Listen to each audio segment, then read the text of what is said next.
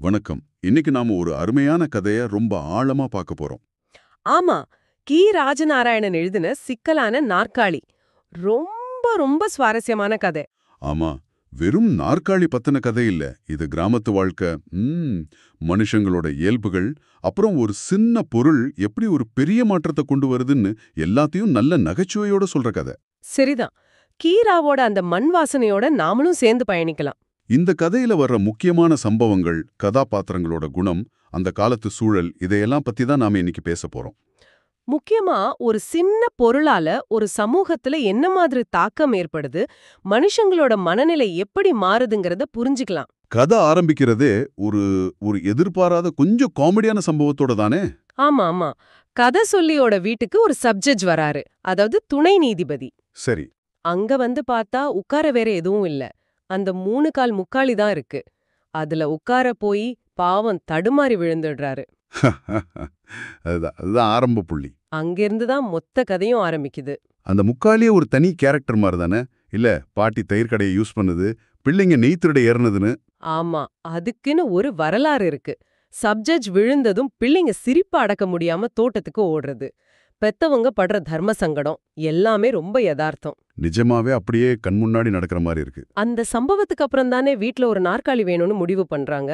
ஆமா, அது வீட்டு அஜெண்டாவுல முக்கியமான விஷயமாயிடுது. அந்த சம்பவம் வந்து அந்த கால கிராமத்து வீடுகளோட எளிமையும் காட்டுது, அதே நேரம் விருந்தினரை உபசரிக்கிறதுல இருந்த சில சிக்கல்களையும் காட்டுது. ஆனா பிரச்சனை என்னன்னா, கிராமத்துல நாற்காலி செய்ய தெரிஞ்ச தச்சர் யாரும் இல்ல. ஆமா, பட்டணத்துல இருந்து வாங்கினா உழைக்காதுன்னு அப்பாவுக்கு ஒரு யோசனை. அப்பதான் அத்தை வராங்க. பக்கத்து ஊர்ல ஒரு தச்சர் இருக்கிறாராம், கவர்னரே பாராட்டினாரான்னு கொஞ்சம் தூக்கலா சொல்றாங்க. அம்மாவோட முகபாவமே அதை காட்டி கொடுத்துடும்னு கதையில வரும். ஆமா, இது கூட அந்த காலத்துல தகவல்கள் எப்படி வாய் வழியா சில சமயம் கொஞ்சம் மிகையா பரவுச்சுன்னு காட்டுது இல்லையா? கண்டிப்பா. ஒரு புது விஷயம் கிராமத்துக்குள்ள வர்றதுக்கு எவ்ளோ தடைகள் இருந்திருக்குன்னோ நமக்கு புரியுது. சரி, அப்பா உடனே ஆள் அனுப்பி அந்த தச்சரை வரவழைக்கிறாரு. இப்போ அடுத்த கட்டம், நாற்காலிக்கு எந்த மரம் போடுறது? இது ஒரு பெரிய விவாதமே நடக்கும். பாட்டி சொல்றாங்க தேக்கு மரம் தான் வேணும்னு, தூக்கறதுக்கு லேசா இருக்கும், உறுதியாவும் இருக்கும்னு. பாட்டிக்கு அவங்க கால் மேல பிரியம் அதிகம்னு ஒரு குறிப்பு வரும். ஆமா, பாட்டியோட பார்வை ரொம்ப எப்படி சொல்றது, பிராக்டிக்கலா இருக்கு. லேசா இருக்கணும், பலமாவும் இருக்கணும். அந்த நேரம் பார்த்து மாமனார் வராரு. அவர் வந்தாலே வீடு கொஞ்சம் கலகலப்பாயிடும். ஆமா, அவரோட என்ட்ரியே ஒரு தனி ஸ்டைல். வந்து வழக்கம் போல ஹால்ல தெக்கு மூலையில இருக்கிற தூண்ல சாஞ்சு உட்கார்ந்துக்கிறாரு. தலப்பா கட்டி அவுத்து சொரிஞ்சு திரும்ப கட்டுறது, பெத்தண்ணா அவரை கிண்டல் பண்றது. ஆமா, ஆனா கிண்டல பொறுத்துக்கிற ஆளுதான் அவரு. ரொம்ப சிக்கனமானவர்னு கூட கதையில தெரியும்.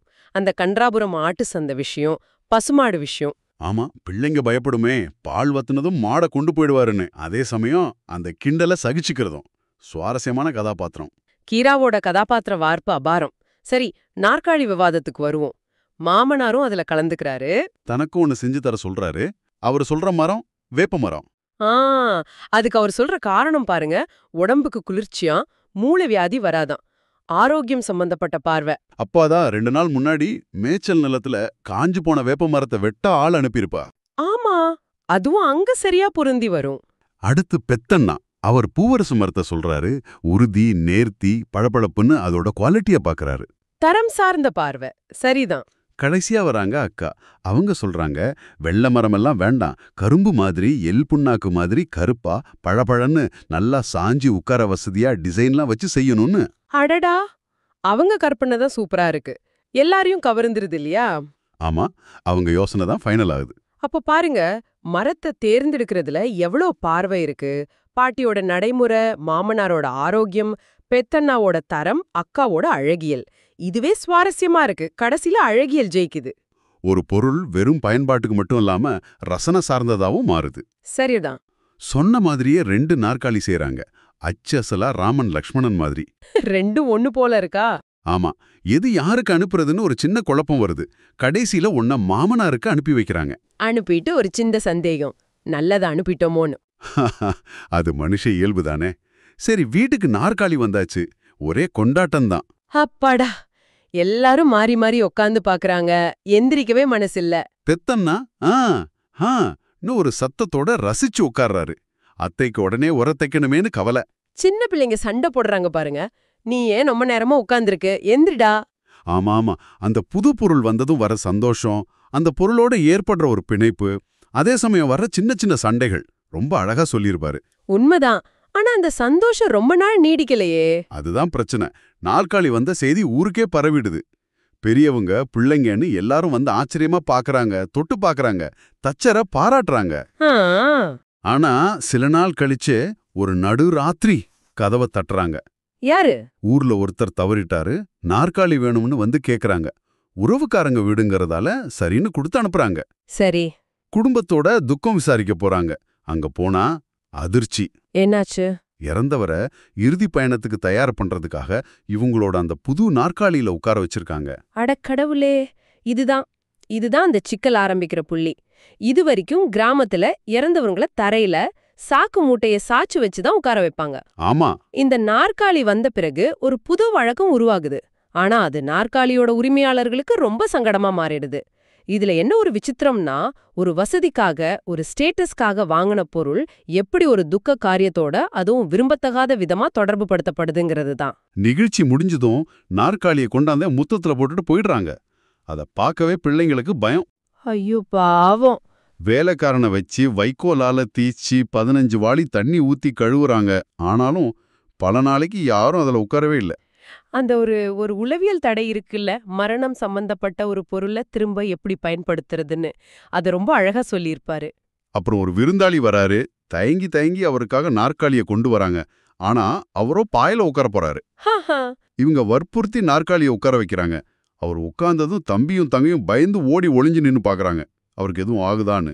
பாருங்க, அந்த விருந்தாளி தான் ஒரு வகையில அந்த நாற்காலியை திரும்ப பழக்கப்படுத்துறாரு, சீசனிங் பண்றாரு. ஆமா, அவருக்கு ஒன்னும் ஆகலன்னு தெரிஞ்சதும் அப்புறம் ஊர் பெரியவர் ஒருத்தர் வந்து இயல்பா உட்கார்ந்ததுக்கு அப்புறம் தான் வீட்டுல உள்ளவங்களுக்கு முழுசா நம்பிக்கை வருது. சரி, பிரச்சனை முடிஞ்சதா? எங்க அதுக்கப்புறம் திரும்ப ஒரு சாவு, திரும்ப ராத்திரியில வந்து நாற்காலியை தூக்கிட்டு போறாங்க. இது தொடர்கதையாயிடுச்சு. ஐயோயோ. ராத்திரி தூக்கம் போச்சு.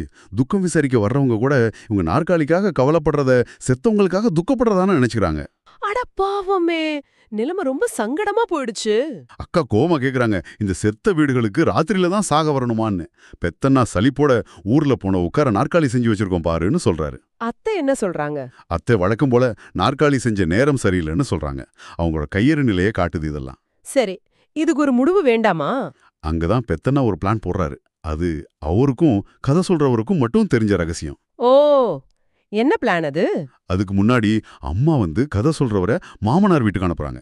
அங்க போனா மாமனார் அவரோட நாற்காலியில உட்காந்து வெத்தலை போட்டுட்டு இருக்காரு. ஆ, அவரோட அந்த வெத்தலை போடுற ஸ்டைலே தனி இல்லையா? ஆமா ஆமா, அந்த பித்தளை டப்பாவை மெதுவா துறக்கிறது, பூஜை சாமான மாதிரி வெத்தலையை எடுக்கிறது, காம்ப கிள்ளாம சிக்கனம் தொடைக்கிறது, நரம்பு எடுக்கிறது, பார்க்க ஊஷுனு முகர்ந்து பாக்குறது, அந்த சுண்டாம்ப டப்பாவோட சுத்தம். 15 வருஷம் டார்ச் லைட்ட புதுசு மாதிரி வச்சிருப்பாரு. அது அவர் பொருளை எப்படி பாத்துப்பாருங்கிறத காட்டுது. அவரே தினமும் நாற்காலியை தொடைப்பாராம், மெதுவா நகர்த்துவாராம். அந்த பொருள் மேல அவள மதிப்பு. சரி, கதை சொல்றவரை பார்த்து வாரமாப்ல வெத்தலை போடுறீரான்னு கேட்டுட்டு அவரே பதில சொல்றாரு. பள்ளிக்கூட பையன் வெத்தலை போட்டா கோழிக்கு கொம்பு முளைச்சு முட்டை வரும்னு. ஹா, கீராவோட எழுத்துல இந்த மாதிரி சின்ன சின்ன உரையாடல்கள் கூட அவ்ளோ அழகா இருக்கும். சரி, அன்னைக்கு ராத்திரி மறுபடியும் அதே மாதிரி நடுராத்திரியில கதவை தட்டுறாங்க. மறுபடியுமா? ஆமா, துக்க வீட்லேருந்து ஆள் வந்திருக்காங்க. பெத்தண்ணா எந்திரிச்சு போறாரு. அவங்கள தெருவுக்கு கூட்டிட்டு போய் அமைதியா சொல்றாரு.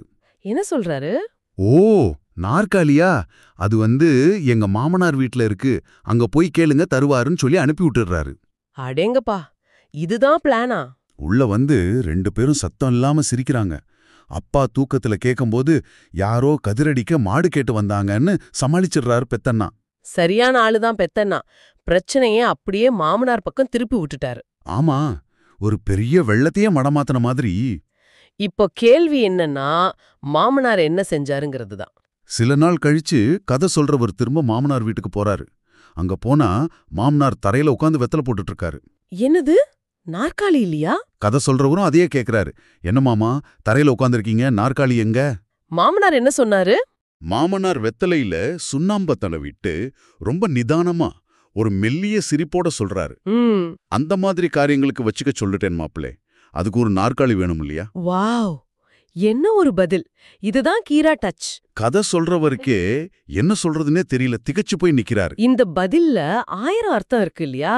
இது ஒரு தந்திரமா, இல்ல பெத்தனாவோட சூழ்ச்சிய புரிஞ்சுக்கிட்டு சரி போன்னு விட்டுட்டாரா, இல்ல நிஜமாவே அந்த தேவை அங்க இருக்குன்னு உணர்ந்து செஞ்சாரா, இல்ல அவரோட சிக்கன குணம் சரி இது பொது யூஸுக்கு போகட்டும்னு நினைக்க வச்சுதா? யாருக்கு தெரியும்? ஆனா என்ன ஒரு முடிவு பாருங்க. ஆமா, ஒரு ஆசைக்காக, ஒரு அந்தஸ்துக்காக வாங்கின நாற்காலி எப்படி ஒரு சங்கடமா மாறி கடைசியில மாமனாரோட இந்த ஒரே வரியில ஒரு ஒரு வித்தியாசமான ஆனா ஒரு வகையில பொருத்தமான முடிவு அடையுது. இதுதான் இந்த கதையோட சிறப்பு. கிராமத்து வாழ்க்கை, உறவுகளுக்குள்ள இருக்கிற கேலி கிண்டல், ஒரு மாற்றம் வரும்போது அதை ஏத்துக்கிற விதம், துக்கத்தையும் நகைச்சுவையும் சமூகம் பார்க்கிற விதம்னு பல விஷயங்களை சொல்லுது. நிச்சயமா ஒரு சாதாரண பொருளை வச்சு இவ்ளோ ஆழமான வாழ்க்கை சித்திரத்தை வரைஞ்சிருக்காரு கீரா. நீங்க இந்த கதை கேட்டப்போ உங்களுக்கு எது ரொம்ப சுவாரஸ்யமா இல்ல ஆச்சரியமா தோணுச்சு? பெத்தண்ணாவோட தந்திரமா இல்ல மாமனாரோட அந்த கடைசி வார்த்தைகளா? கடைசியா உங்களுக்கு ஒரு கேள்வி யோசிச்சு பாருங்க. மாமனார் நிஜமாவே மனசு வந்து அந்த நாற்காலிய பொது உபயோகத்துக்கு கொடுத்தாரா, இல்ல பெத்தண்ணாவோட தந்திரத்தால ஏற்பட்ட சங்கடத்தை வேற வழி இல்லாம ஏத்துக்கிட்டாரா? இந்த மாதிரி ஒரு தர்ம சங்கடமான நிலைமை நமக்கு வந்தா நாம எப்படி நடந்துப்போம்? இந்த அருமையான கதையை எங்களோட சேர்ந்து ஆழமா அலசுனதுக்கு ரொம்ப நன்றி. மீண்டும் அடுத்த உரையாடல்ல சந்திப்போம்.